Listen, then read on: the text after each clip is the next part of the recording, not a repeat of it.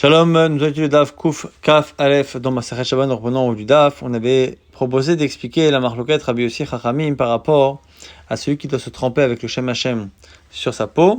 Que Rabbi Yossi pense que la Tvila Bismillah c'est une mitzvah et donc du coup même si y a un risque que la personne enlève sa main et que finalement le nom d'Hashem apparaisse, eh bien c'est pas grave parce que c'est une mitzvah. Selon Chachamim c'est pas une mitzvah et donc du coup on ne prend pas ce risque là. La Gemara s'étonne, mais ça va, Rabbi Yossi Tvila Bismana Mitzvah. Est-ce que c'est vrai que Rabbi Yossi pense que la Tvila, au moment du Zman que la Torah a donné, c'est une mitzvah? Ben, c'est marqué dans une braïta pourtant, Azav, Azava, Metzora, Metzorat. Bon, Anidaot Memet, plusieurs types de personnes impures, Zav, Zava, donc des hommes ou femmes qui ont des écoulements, Metzora, Metzorat, homme ou femme qui a eu la maladie de peau qu'on appelle la Tsarat. Bon, Anidaot Memet, un homme qui est en relation avec une Nida ou un homme qui a été en contact avec un défunt. Tvila Tan Bayom. Si il doit se tremper le jour de Yom Kippourim, c'est que le 7e jour tombe le jour de Kippour, il se trompe le jour de Yom Kippourim si normalement se lave pas ce jour-là. Nida veyoledet, une femme Nida ou une femme qui a accouché, Tzilatam balayla, attendront la nuit. Par al-Kiri toel voler kolayom kulo, et celui qui est Kiri, qui a une impureté, il se trempe la journée de Yom Kippourim. Rabbi Yossi Omer, minamin chaul malay not tzarich lidvol. A priori, Rabbi Yossi parle donc sur le cas de Yom Kippourim, que s'il est devenu impur en fin de journée, il ne se trempera pas immédiatement, eh bien il attendra la nuit. Donc on voit ici a priori que selon Rabbi Yossi, comme c'est pas une mitzvah, ça ne peut pas repousser l'interdit de se tremper à Yom Kippourim, donc c'est l'inverse. La Gemara dit non, ce Rabbi Yossi c'est pas le même que celui qu'on a cité plus haut. Haï Rabbi Yossi be Rabbi Yudaï. De Amar Daya Tvila Baharona, qui lui pense qu'effectivement la Tvila c'est pas une mitzvah, et il pense par rapport à une femme qui a accouché d'un bébé, et on ne sait pas exactement quand, et donc elle ne sait pas dans quel zman elle ne sait pas à quel moment elle aurait dû faire son mikveh. Chachamim là-bas disent qu'elle doit faire à 35 moments différents, elle doit se tremper 35 fois, dans le doute parce qu'on ne sait pas à quel moment est la fin de sa période d'impureté, et Rabbi Yossi bar Rabbi Yehuda lui pense que pas du tout. Comme on ne sait pas à quel moment elle peut, dans le doute on prend la dernière date, et elle fait une tvila, et c'est réglé, parce qu'il n'y a pas de tvila bismana. Donc Rabbi Yossi bar Rabbi Yehuda et Chachamim, qu'on a vu précédemment, pense que Tvila Bismana est la mitzvah, et Rabbi Yossi pense que c'est oui une mitzvah. Nouvelle Mishnah, Nochi Sheba Lechabot, et Norim Lo Kabe, Ve'al Techabe. Un non-juif qui vient, lorsqu'il y a un incendie, ni on lui ordonne d'éteindre, ni on a l'obligation de lui demander de ne pas éteindre. Parce que si le non-juif fait, on n'a pas de responsabilité vis-à-vis de ce qu'il fait. Aval Katan, mais un enfant, on ne l'écoute pas. Parce que, justement, on a la responsabilité de l'enfant. La Gemara rapporte une halakha, par rapport à l'incendie et le non-juif, on n'a pas le droit de lui dire de faire. On a le droit de lui dire, celui qui éteint ne sera pas perdant. Et à lui de comprendre que s'il le fait, il sera bénéficiaire. C'est pas un ordre, donc c'est autorisé. La Gemara veut déduire ça de la Mishnah, puisque dans la Mishnah on a dit qu'on n'a pas le droit de lui dire d'éteindre. Peut-être qu'on peut déduire que éteindre directement, on ne peut pas lui demander de faire. Mais tout ce qui pourrait l'encourager on pourrait. Nemam, c'est allez, on peut confirmer avec la Mishnah. Nochi, Sheba Lechabot, Norim Lo Chabe, Ve'al Tekabe, Bivnei Shein Shilto Alehem, Kabe ou Delo Amrinan Le. Ah, éteint, c'est ce qu'on ne peut pas lui dire. Mais autre chose que éteint, donc un ordre direct. Akolam Chabe no mafsil, mais un encouragement, du coup. Amrinale, on pourrait. La Gemara dit, mais Emma Sefa, si tu fais la déduction à la fin, qu'est-ce qu'on n'est pas obligé de lui dire? Al Techabe. Machma que tout le reste c'est assaut. Amrinan, al terabel amrinan, kol amchabe no mafsid, namil amrinan. On a l'impression qu'on peut pas non plus dire kol amchabe et no mafsid. Et donc on a deux déductions opposées. Et la malikam lishmamina, on peut pas déduire quelque chose de la Mishnah. Dans Rabbanan, on a une braïta. Un seminafla dekal bechatzor shel Yosef ben Simai beshechin. Dans la ville de Shechin, Yosef ben Simla, il y a eu un incendie dans une de ses pièces. Où anche gistera shel tzipore lechabot. Il y a eu des soldats romains qui sont venus pour éteindre, parce qu'ils travaillaient avec les Romains. L'Oniach, l'Onichan, il les a pas laissés, Shabbat, par Kavod Shabbat. Nasalones, il a eu un miracle, Yaduk Shamim Chibou, et la pluie est venue éteindre l'incendie. L'Aerev, le soir, Shige Alechol Echad Meen, Shteslaim, il parcourt Shebahem, Chamishim, et il a envoyé 2 slaim à chacun des soldats, et Chamishim à leur chef. Lorsque les sages ont entendu cela, ils ont dit il n'est pas besoin de les empêcher d'éteindre Sharesh Nekra, c'est marqué, Nochi Sheba Lechabot, En Omimolo Kabe, Ve'ati Kabe, comme c'est marqué dans la Mishnah, que ni on lui ordonne, ni on l'en empêche. La Mishnah, on avait dit que le Katan, Sheba Lechabot, En Shomrim, nous on l'en empêche, on l'écoute pas. Il me dit, je suis à toi, parce qu'on a la responsabilité de ce que fait le Katan. La Gemara, c'est top, parce que si on a la responsabilité des Ktanim, ça veut dire que quand il y a un Katan qui mange pas kasher et qu'il n'a pas de parents, c'est à la communauté de faire en sorte qu'il ne mange pas kasher. Et c'est faux. Alors, comment c'est donc, Shmarmina, tu voudrais apprendre là que Katan ochel nevelot, mais dit Metsuim alav la frécho, que le Beddin, donc la communauté, par l'intermédiaire du tribunal, aurait l'obligation de l'en empêcher. Et on sait que c'est faux. La Gemara dit Amar Rabbi Yochanan bekatan oseh les da'at aviv. Ici, on parle d'un cas où c'est un Katan qui fait les da'at aviv, c'est-à-dire que dans le cas des cas, il le fait pour son père. C'est pas qu'il a envie de manger pas kasher. Il a envie d'éteindre le feu pour son père. Donc c'est pour ça que c'est interdit. On va dire, alors si c'est cela, comment c'est autorisé pour le non-juif? Si le non-juif le fait pour moi, c'est interdit pareil. Des kavata, gabego est l'équivalent pour un non-juif. Des kavile daté d'Israël, micharé, pourquoi serait autorisé? L'agma dit non. Le non-juif, même quand il le fait pour toi, dans le fond, il le fait parce que, indirectement, il va tirer un profit, tu vas le remercier, lui donner quelque chose. Donc il est daté des nafché avid. Nouvelle Mishnah, Kofin Kara Agabe Aner, Bishi Shelo Techos Bakora. On aura de retourner un bol, une assiette sur une bougie pour pas que la bougie prenne et enflamme une poutre en bois qui serait au-dessus. Atso Shel Katan, et on a le droit aussi de recouvrir une soa, un excrément, et a priori ici Shel Katan, un excrément d'un enfant. Vers la crache Shel Otishor, également pour recouvrir un scorpion pour ne pas qu'il pique. Amar Rabbi Yehuda, Maseh Balifner Rabben Yochanan Zakai.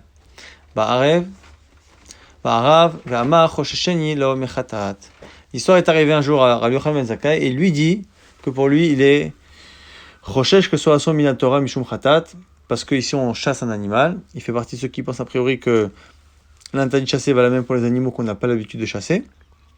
Et lui pense que du coup si l'animal n'allait pas nous piquer, on se retrouve dans un chiyuv khatat. Rabbi Yehuda Vermia Baraba Rav Chanan Baraba Ikla'u leve avin demin nashikia. Donc, ce avin demin nashikia a reçu 3 rabbanim, et parmi eux, Rav Chanan. Les 2 premiers Rav Yehuda et Rav Yermia bar Abba, Aïtou les pour yata, il leur a fait venir de quoi s'asseoir, des lits, des canapés pour s'asseoir. Et Rav Chanan bar Abba, lo Aïtou les, on n'a pas apporté à Rav Chanan. Et ça lui a pas plu. Quand ce Rav Chanan, qui était vexé, a trouvé le maître de maison, Avin, Devin Nashekia là-bas, maintenant l'hébreu, il est en train de lui apprendre cette fameuse Mishnah. Et donc il lui a dit Atsoa shel Katan, mipne Katan. Pourquoi on a le droit de recouvrir la tsoa du Katan, mipne Katan, pour pas non plus que le Katan se salisse avec. Amale, alors, Rav Chanan qui était qui était vexé, lui a dit Avin shatia matne shtuta levne. Avin le fou, enseigne des folies à son fils. En gros, la lecture de la Mishnah, elle est complètement fausse. Pourquoi? Alors, parce que les excréments d'enfants, comme souvent la nourriture était non mâchée et peu digérée, on le donnait à manger à certains animaux, entre autres, a priori ici, des chiens. Et donc, c'est pas mouxé. Ah, si tu me dis que même si c'est mangeable par un animal, donc c'est pas mouxé, mais le problème, c'est que c'était pas existant à l'entrée de Shabbat, et c'est à l'entrée de Shabbat qui fixe ce qui est mouxé ou pas. Et donc ce serait une sorte de nolad. Et si tu veux me dire que c'est parce que c'était pas là depuis hier, il y a une braïta qui dit clairement que c'est pas un problème. Par rapport au troum, on ne dira pas que de l'eau que je suis en train de prendre, de boire dans une rivière, comme avant Shabbat, elle était à plusieurs kilomètres, étant en dehors du troum, il y aurait un problème de l'utiliser. Pas du tout. Parce qu'on part du principe que ce qui est prévu, ce qui est habituel, n'est pas quelque chose de nouveau, donc c'est pareil. L'enfant fait régulièrement ses besoins, et régulièrement on les donne aux animaux, donc ça ne devrait pas être mouxé.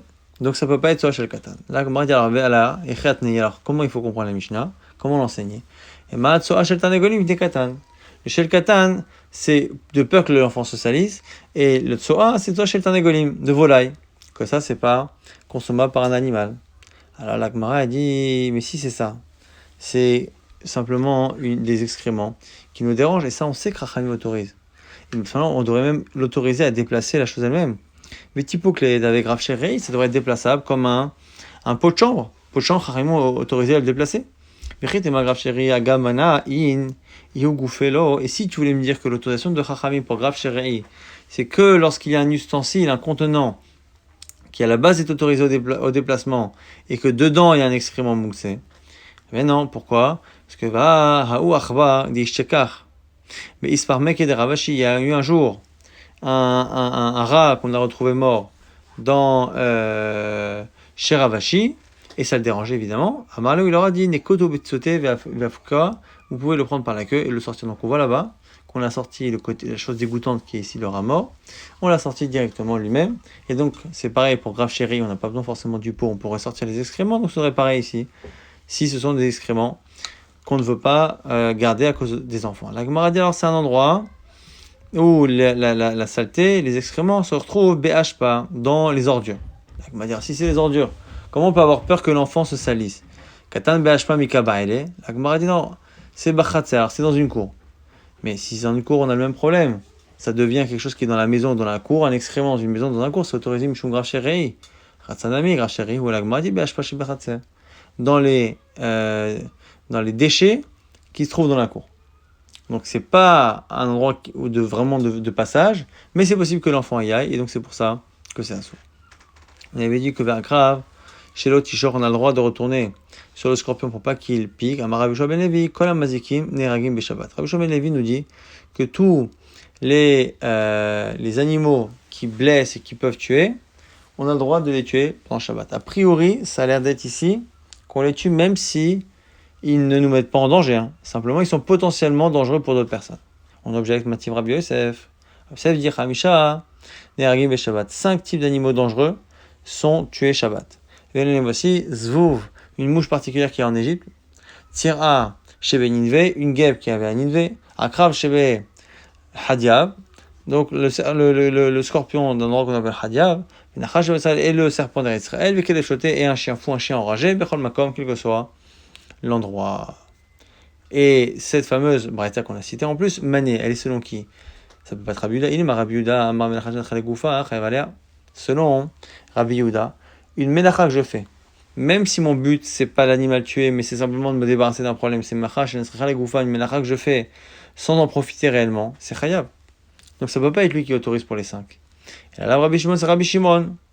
Les charrets, donc on voit que ceux-là sont autorisés et pas les autres. Donc on a 2 enseignements problématiques. Rabbi Shimon ben Levi qui autorise, c'est forcément selon Rabbi Shimon. Et après, la bataille de Rabbi Yosef qui n'autorise que les 5. Et donc qui a priori interdit tous les autres. Rabbi Amia dit, tu sais moi c'est pas un problème. Cette bataille que tu as rapportée, c'est Rabbi Yosef qui l'a enseigné. Rabbi Yosef, c'est un Amora et il n'a pas forcément la capacité à nous assurer que ces braïtot sont valables. Oman, Imalan, de Amitarsahi, Dilma, Meshabashtai, qui nous dit que cette braïta est vérifiée? Peut-être qu'elle est, elle est fausse, elle est truffée d'erreurs. Amar Rabbi Yosef dit voilà, Ana, Batnindala, c'est moi qui ai enseigné cette braïta. Veotivnala, c'est moi qui du coup ai fait une objection avec la lacha de Rabbi Shimon ben Levi. Vana, Metaresnala, et c'est moi qui vais finalement donner la réponse. Beratsu acharav vedivra kol. Rabbi Shimon ben Levi, quand il a dit qu'on peut tuer tous les animaux dangereux, c'est quand il nous court après. Et c'est selon tout le monde. Tana Kame Tarava Barabuna. On a enseigné devant Rava Barabuna une braïta. Horeg nechashim akravim beshabbat. En roi chassidim nochaimeno. Celui qui tue des serpents et des scorpions pendant Shabbat, même s'ils ne poursuivent pas, eh bien, c'est pas que c'est interdit, mais les chassidim, les gens pieux, ne regardent pas ça d'un bon oeil. Amalé, Ravar, il lui répond, tu sais quoi? Il va autant de chassidim, mais ceux qui le regardent mal, ces chassidim là, eh bien, sache que enwa chachamim nochaimehem.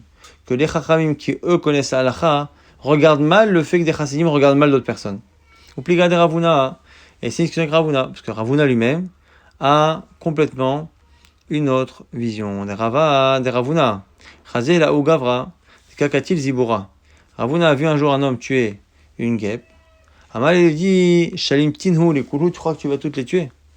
Et donc ça sert à rien. Soit c'est un danger pour nous, mais tuer pour se dire qu'on enlève un mazik, ça n'a pas de sens. Donc c'est une marloquette ici, entre Ravuna et le côté Rava bar Ravuna. Tan Rabana, Niznam Nula, Nechashim, Va Akrabim, Aragan Veyadou Hashniznam Nulo, les organes. La Braïta nous rapporte qu'un homme qui se retrouve avec un serpent ou un scorpion, et il le tue. S'il le tue, ça veut dire que il avait justement ce srout-là de tuer cet animal pour sauver la vie de quelqu'un. Donc on lui a donné un srout parce que lui-même il a des srouillottes. S'il n'a pas réussi à le tuer, le Hagan, et qu'il n'a pas été lui-même tué, c'est qu'à la base on voulait le tuer parce qu'il avait fait une avera. Et il a eu un miracle, il a été sauvé. Oula, nous dit Amaoula, Veitema Rabba Bachana, Rabbi Yochanan, au nom de Rabbi Yochanan, Be Nishofin Bo, ça c'est quand le serpent vraiment a voulu l'attaquer.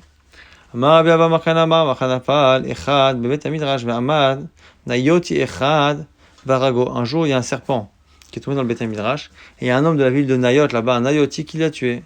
Et Rabbi a dit Amar Rabbi Pagarbo, Kayotsebo. Ce serpent a rencontré quelqu'un qui lui ressemblait. Alors maintenant, la question de la Gemara, c'est quand on dit que le serpent a rencontré quelqu'un qui lui ressemble, est-ce que c'est pour dire que voilà, il a voulu tuer, il a été tué, ou c'est une manière de traiter celui qui l'a tué de mauvais, de serpent, de quelqu'un de pas bien?